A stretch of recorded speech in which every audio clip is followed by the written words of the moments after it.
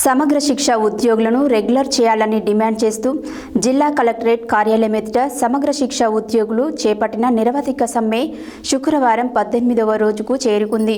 ఈ సందర్భంగా భారత మాజీ ప్రధానమంత్రి డాక్టర్ మన్మోహన్ సింగ్ మృతికి సంతాపంగా ఆయన చిత్రపటానికి పూలమాలలు వేసి శ్రద్ధాంజలి ఘటించి 2 నిమిషాల పాటు మౌనం పాటించారు. అనంతరం ఆ సంఘ అధ్యక్ష కార్యదర్శులు మోల్గూరి కృష్ణ, బొమ్మగాని రాజు మాట్లాడారు.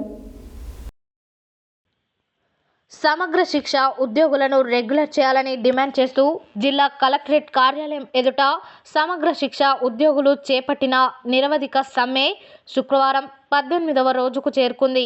ఈ సందర్భంగా భారత మాజీ ప్రధానమంత్రి డాక్టర్ మన్మోహన్ సింగ్ మృతికి సంతాపంగా ఆయన చిత్రపటానికి పూలమాలలు వేసి శ్రద్ధాంజలి ఘటించి 2 నిమిషాలు మౌనం పాటించారు.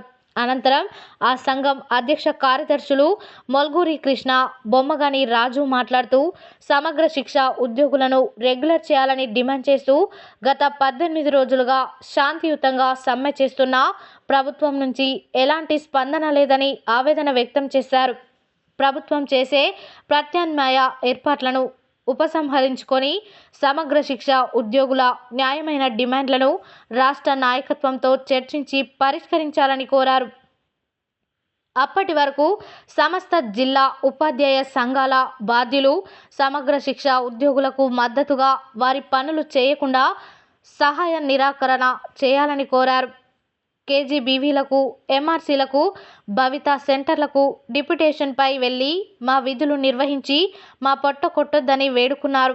అనంతరం టీఎన్జీఓ జిల్లా అధ్యక్ష కార్యదర్శులు మురళీ శేఖర్ రెడ్డి రాజు, తెలంగాణ ఉద్యమకారులు, టీటీఎఫ్ నాయకులు కె ప్రభాకర్, తెలంగాణ ప్రజా ఫ్రంట్ జిల్లా కన్వీనర్ సుధాకర్ రెడ్డి, టీఎస్యూటీఎఫ్ రాష్ట్ర కమిటీ పూర్వ అధ్యక్షులు ఎడ్ల సైదులు మద్దతు తెలిపారు.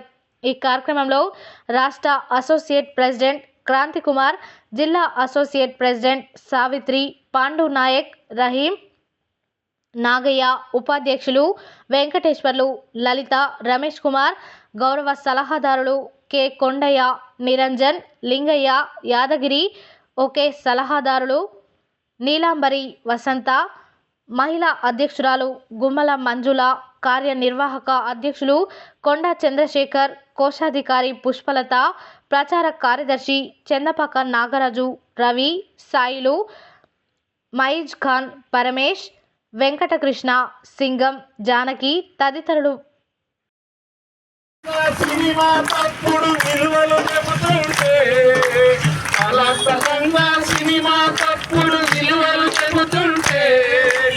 నీవది వినోదమన్నావు,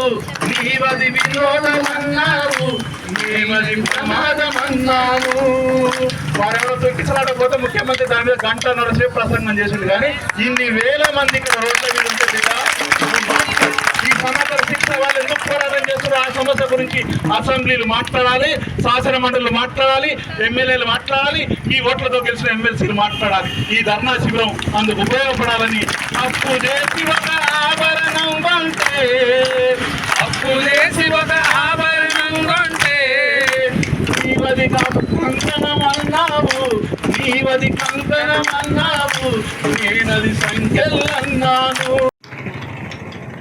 ఇప్పుడు మన కార్యక్రమాన్ని ఉద్దేశించి కార్యనిర్వాహక అధ్యక్షులు కొండ చంద్రశేఖర్ గారిని మాట్లాడాల్సిందిగా కోరుతా ఉన్నాం. స్పీడ్ అయిపోవాలి.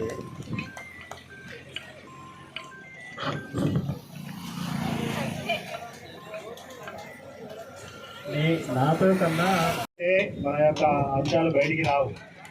ఇప్పుడే కాదు, ఎప్పుడైనా ఒక వేదిక దగ్గర మాట్లాడండి అంటే చెప్పరైతే ఫర్ ఎగ్జాంపుల్ ఏమనుకోద్దు, మేము కేజీబీ స్కూల్ సార్, మేము కాటన్ ఇన్స్పెక్టర్ సార్, సార్, మేము గుర్తు సార్, ఇప్పుడు మేము చేయండి సార్, ఫోన్ చేస్తాను తప్ప ఇక్కడ మాట్లాడాలంటున్నాం, మాట్లాడండి. ఎందుకంటే